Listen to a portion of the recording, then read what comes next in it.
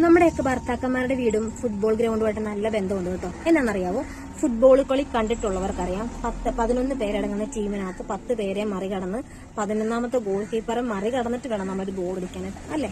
അപ്പൊ ചുമ്മാ ചെന്ന് നടന്ന് നമുക്ക് ഗോൾ അടിക്കാൻ പറ്റുമോ? ഇല്ല. ഒരുപാട് സ്ട്രഗിൾ ചെയ്താൽ ഒത്തിരി ഗോൾ അടിക്കാൻ പറ്റത്തുള്ളൂ, അല്ലേ? എന്ന് പറയുന്ന പോലെ തന്നെയാണ് നമ്മൾ ഭർത്താവിന്റെ വീട്ടിലോട്ട് ചെല്ലുന്നത്. നമ്മളെ നിയന്ത്രിക്കാനായിട്ട് ആ വീട്ടിലുള്ളവരല്ലെങ്കിൽ പോലും ബന്ധുക്കളും നാട്ടുകാരും വീട്ടുകാരും അവിടെ ഇവിടെ ഉള്ളവരൊക്കെ കാണും. ഇവരെല്ലാം മറികടന്ന് നമ്മൾ ആ കുടുംബത്തിനകത്ത് നിലനിൽക്കുക എന്ന് പറഞ്ഞാൽ ഭയങ്കര ബുദ്ധിമുട്ടുള്ള കാര്യമാണ്. അപ്പൊ നമ്മൾ അവിടെ നിന്ന് സെറ്റ് ആവണമെങ്കിൽ ഏകദേശം ഒരു 3 വർഷമൊക്കെ ആകും. അപ്പൊ ഗോൾ അടിക്കാനായിട്ട് ഇച്ചിരി സമയമാകും. പക്ഷെ ആ ഗോൾ അടിച്ച് നമ്മൾ ആ ഗ്രൗണ്ട് ഒന്ന് ഏകദേശം മനസ്സിലാക്കി കഴിഞ്ഞാൽ പിന്നെ ആ ബോൾ നമ്മുടെ കസ്റ്റഡിയിൽ തന്നെയാണ്. വേറെ ആരും ഗോൾ അടിക്കാൻ അങ്ങോട്ട് വരത്തില്ല.